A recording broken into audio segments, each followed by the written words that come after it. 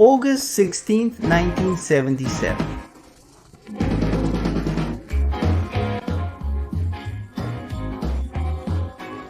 The day Elvis Presley died.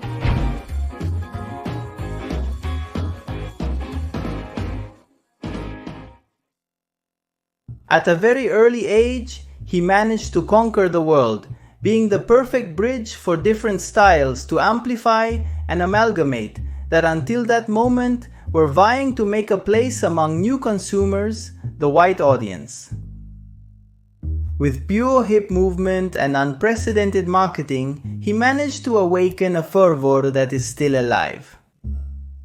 Along with him, rock and roll would be born as a concept and lifestyle as we know it today.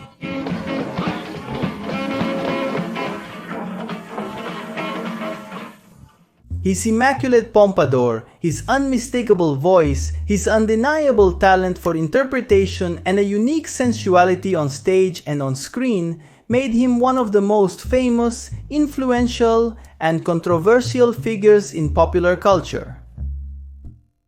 A character who went from being an icon of rebellion to the absolute representation of abandonment and sedentary lifestyle.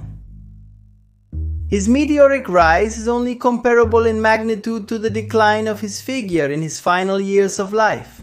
What happened in those final months? What about those rumors that say his death was actually a hoax? Is the king alive?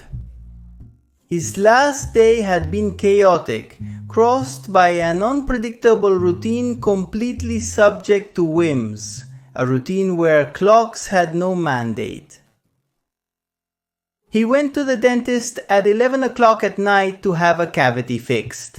At 4 in the morning, he had left the house to play a racquetball match on the court he had in Graceland Park, but they had to suspend it because it was drizzling. At 5, they called his doctor and had him bring a large bag of medications, claiming that he had a toothache. They saw him take at least 3 batches of several of those pills, something not at all unusual. As he still couldn't sleep, he did what he knew best, or rather what he had known best. Lately, nothing was going as he planned, but his voice remained intact. He sang to his mansion that over the years, and especially that dawn, acquired a unique, unmatched mystique. He sang different choruses with a smile like when he was young. He had always struggled to sing live. Stage fright had never left him despite so many years of career. The adrenaline was part of all his shows, always. However, he sang those melodies free of all paranoia and sorrow. It wasn't another one of his current performances, those that the press punished as pitiful, always mocking his physical deterioration. After giving his last show alone, he ate ice cream and chocolate cookies as a self-treat. The love for cooking had accompanied him all his life. Not to mention, he had invented a sandwich that would end up bearing his name, one that was served fried and included banana, peanut butter, and bacon in monumental amounts. After the corresponding burp, he went to bed, but instead of finally resigning himself to sleep, he woke up his partner Ginger. It was 9 in the morning. She looked at him disoriented. He told her he was going to the bathroom to read and then he would come to bed. She told him not to sleep there and went back to sleep. That was the last time they spoke. Ginger would find him at 2 in the afternoon. He had stretched out an arm to touch his companion and had noticed his absence. He had called him without receiving a response. He had walked to the bathroom, still somewhat sleepy, but with a growing alarm in his chest. Something told him that what he was about to find would not be good. And indeed it wasn't. Elvis, the king of rock and roll, the one who had once been that young man for whom crowds of teenagers had screamed in frenzy, had died with his golden pajamas twisted around his ankles, his face submerged in his own vomit. Beside him, a book on spiritualism, a subject he was particularly attracted to. Good afternoon. Elvis Presley died today. He was 42 years old. Apparently it was due to a heart attack. He was found at his home in Memphis, not breathing. His manager attempted to revive him unsuccessfully. Then other things were discovered.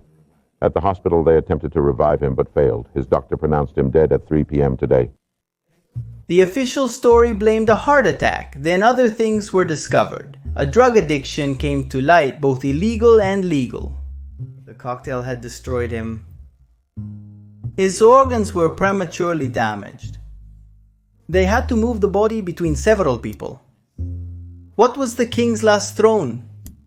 A black toilet with gold inlays.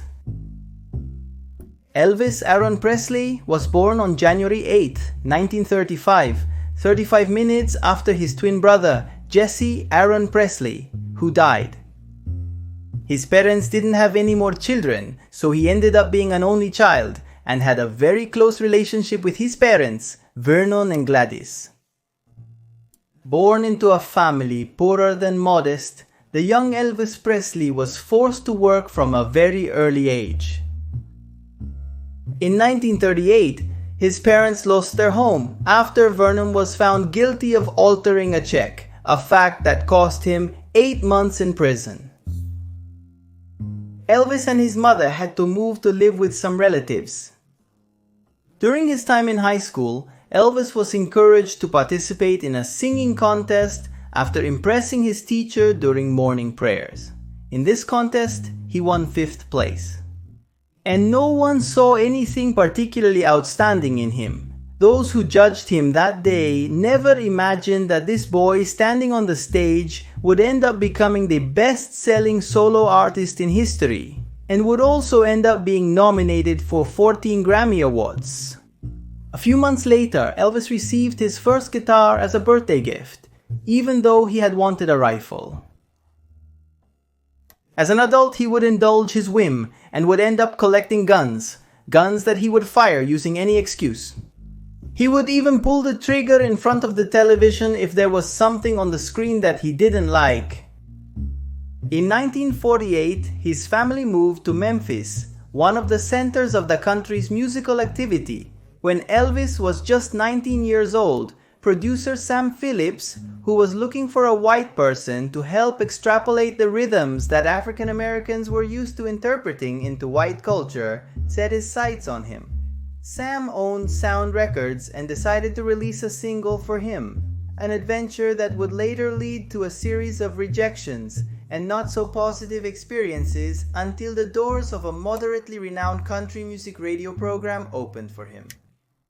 When radio listeners came across Elvis's voice, they were stunned. A legend was born who would, over time, occupy a place of privilege in various halls of fame. In 1955, with his popularity on the rise and live shows where the trembling from the vertigo caused by the masses turned into a hip movement that would end up generating an impact that would change everything, Elvis Presley began to be part of the Radio Corporation of America record label. Joining him was one of the people who would have great responsibility for what would happen in the future, his iconic manager Tom Parker, nicknamed the Colonel. According to many and Elvis himself, nothing would have been the same without him. The Colonel was unscrupulous and efficient when it came to drafting contracts. 1956 was a key year for Elvis's career, thanks to the song Heartbreak Hotel, of which he sold 300,000 copies in 3 weeks and ended up being the first of his gold records.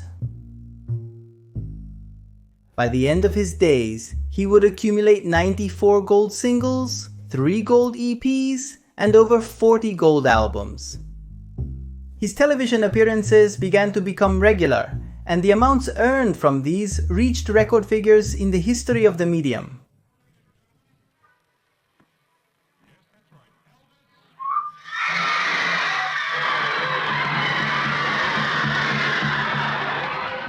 On November 16, 1956, Love Me Tender premiered in New York with great success.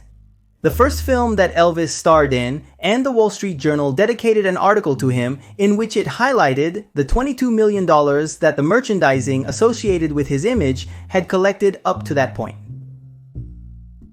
This was something unheard of for the date. in March of 1957, when he had suddenly gone from being a marginalized music lover to a new emblem of the present of rock, he acquired the Graceland mansion in the city of Memphis, which would over time become a place of pilgrimage for his countless admirers. Everything was going well, only that in parallel, in some sectors of society, they began to look at his image unfavorably. Also, his music and his movements accusing him most of the time of being immoral. It was then when the colonel made one of his master moves. He had Elvis cut his hair, enlisted him in the military service, and arranged a grid of presentations for the most conservative programs, managing to transform him from idealistic young man to ideal young man. In 1958, at the peak of his career, Elvis was called to the ranks by the army and sent to West Berlin, where he met Priscilla Ann Belew, 14 years old, with whom he would marry 9 years later. Elvis Presley graduated in March of 1960 and immediately resumed his artistic activity to chain a long series of number ones on the American list, while he continued to star in movies. Elvis had an aspiration to be a serious actor. However, when Hollywood swallowed him up and his dramas did not prosper, he dedicated himself to light comedies, films that, despite not being well seen by the critics, achieved resounding box office successes. It was becoming increasingly evident that Elvis was a product in himself. That's why he ended up starring in the first globally telecast concert via satellite, the famous Aloha from Hawaii, seen by approximately 1.5 billion people.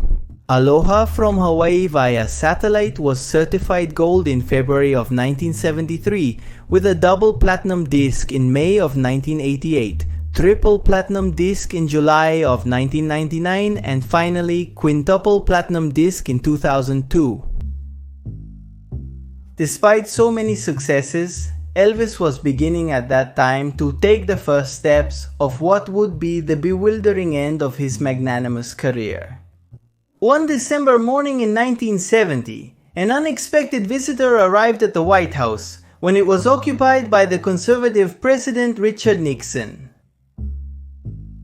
The resulting meeting between Elvis and Nixon was recorded in a photograph that would become the most requested document from the United States National Archives. At that time, Nixon and Elvis were two of the most famous individuals in the world. However, both were experiencing a tough period. The president was dealing with the Vietnam War, citizen discontent, violent protests, and a serious drug consumption problem on the streets. Elvis Presley, on the other hand, had been without a box office hit for a few years, and new trends like hippie culture threatened to take away his spotlight. That's why he had devised a plan fueled by a personal fantasy. Elvis wanted to become an undercover agent for the anti-drug office, to fight the drugs that, according to him, were destroying the United States. He wanted to use his stature as a famous figure to give a different message than the one given at that time. Nixon, who also considered the scourge of drugs as one of the most serious problems of American youth. He ended up incredulous when he received from an Elvis who wouldn't stop talking about communist brainwashing techniques, a historic Colt 45 automatic pistol, and 6 silver bullets. That day, Elvis got the badge he was looking for. He kept it with him for the rest of his life, and today it is still displayed among the trophies in his mansion. It's ironic to think that legal drugs played a major role in the death of someone who wanted to become a spokesperson for a life without vices. Traces of 14 different drugs were found in the singer's body, 10 of them in astronomical amounts. Many say that the decline of Elvis has an official start date, his separation from Priscilla.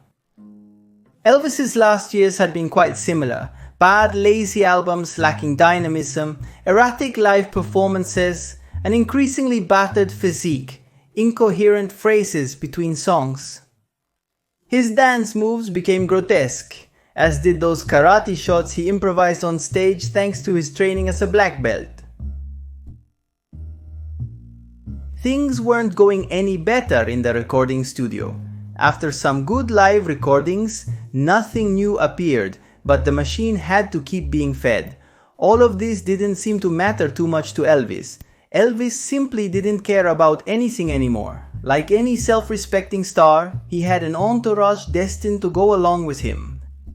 It was made up of old companions, bodyguards, distant relatives, some band musicians. Almost all of them were freeloaders and more friends of money than of the king. 3 of Elvis's bodyguards were fired at the end of 1976. The reasons for the dismissals were never too clear. Colonel Parker said it was a budget cut as the shows had been spaced out. The bodyguards insisted that they were displaced for being the only ones who opposed the lifestyle that Elvis was leading, a lifestyle without an axis marked by waste, incoherence, and egocentrism. With the arrival of new bands and movements, Elvis's 15 minutes had passed, and he was not exactly taking it in the most adult way. The 3 bodyguards teamed up with a journalist who worked for 2 tabloid newspapers and asked him to officiate as the ghostwriter. Elvis, What Happened? Was one of the most opportunistically launched books in history. Less than a month after its publication, Elvis was found dead. Everyone rushed out to buy it in an attempt to understand what had happened. It was an immediate bestseller. In the United States, it sold nearly 4 million copies. A few days later, the funeral was attended by over 100,000 people and broadcast live to the whole world. It was known that Elvis was dealing with several health problems. Constipation, hypertension, diabetes, fatty liver, drug use was something evident despite his environment trying to hide it. After his death, it was known, for example, that his personal doctor prescribed him over 8,000 pills in his last year of life. After his death, another story would also begin, which would give rise to one of the most well-known conspiracy theories of all time. Elvis, they say, would have faked his death to escape the pressures of fame, to hide his morbid obesity, to retire and enjoy a tranquility he would never find. A few years ago, an American pollster determined that more than 10% of the population believed that Elvis was still alive. The internet only helped these theories to proliferate. They maintained that the person in the coffin was not Elvis, that the deoxyribonucleic acid of the corpse does not match that of the singer, or that he has been seen countless times in the most remote places in the world. There are those who claim that a mysterious black helicopter took off from his house the day his death was announced. Shortly after he passed away, someone tried to steal the corpse. So the remains were moved to Graceland. During those months, a masked singer named Orion appeared with a vocal range similar to that of Elvis Presley. Many wanted to believe that it was Elvis himself wearing a mask. One of the most widely spread theories lately says that on August 18th, a man very similar to Elvis and named John Burroughs took a plane to Argentina and was received by a limousine and 3 falcons. This is how a soldier who guarded the Palomar military base remembers it in the documentary. Elvis appeared alive in Argentina. The record assures that the singer moved around the city under the alias of Aaron Elvis, and also accounts for a supposed letter he sent to his brother from Buenos Aires. There is also talk of a tribute band to him where the leader was intercepted by a group of paramilitaries who put him in a black car to make him disappear. According to another famous theory, everything would go back to the day of his birth. His twin would not have actually died but would have been given up for adoption by his parents, who were fully aware of their inability to feed 2 children. Then, a now famous Elvis had died during military service, and the authorities, faced with the conflict of making this news public, had traced his personal history and had found his brother who would replace him from then on. The matter remains a mystery. Graceland opened its doors to tourists on June 7, 1982. Located in Memphis, Tennessee, United States, with about 650,000 annual visits, it has become one of the city's biggest tourist attractions, being the second most visited house in the country after the White House. The singer had projected all his desires and quirks into it, making kitsch a lifestyle. In it, for example, you can find a living room crowned by a 4.5-meter white sofa, the iconic TV room, and the billiard room, which is lined with undulating fabrics to create movement. All of this topped off with lots of carpets, Chinese porcelain, colored stained glass, and mirrors everywhere. Although, without a doubt, one of the most peculiar rooms in the entire house is the exotic jungle room, a Polynesian-style room with green carpets and carved wood that reminded Elvis of Hawaii. The only closed-off area is the private room where Elvis was supposedly found dead at 42 years old and weighing 287 pounds. Elvis was one of the first cultural icons and ended up consumed by the excessive consumption that is paradoxically what his figure represents. Elvis redefined provocation and standardized rock. He mixed country, gospel, and ballad in himself.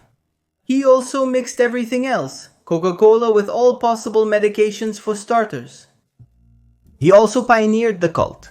He managed to establish the idea of a myth and became one. Elvis was the first artist to own a cell phone and a private jet. He kept a pet chimpanzee.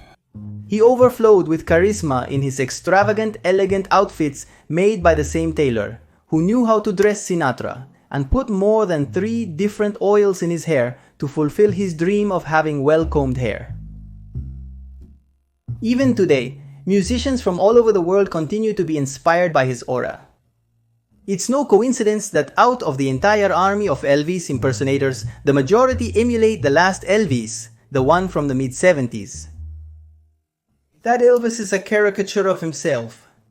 The huge sideburns, the overweight, the double chin of multiple folds, the open shirts, the pants torn at the crotch, the excessive sweating, the labored breathing. On one hand, we have an Elvis who was struggling to stay alive. On the other hand, we have an immortal Elvis. That mix of humanity and divinity is what builds the myth of Elvis, an unreachable Elvis, and also an Elvis that we might find around any corner. And that's it for today's video. I hope you were interested in the story of Elvis Presley. If you were interested, I invite you to watch other videos that are on this channel. The one about Michael Jackson will surely please you a lot. For now I say goodbye, but it will be until the next video. My name is Magnus Mephisto, and this was the day. They came back for Moni's show because they believe in something that no.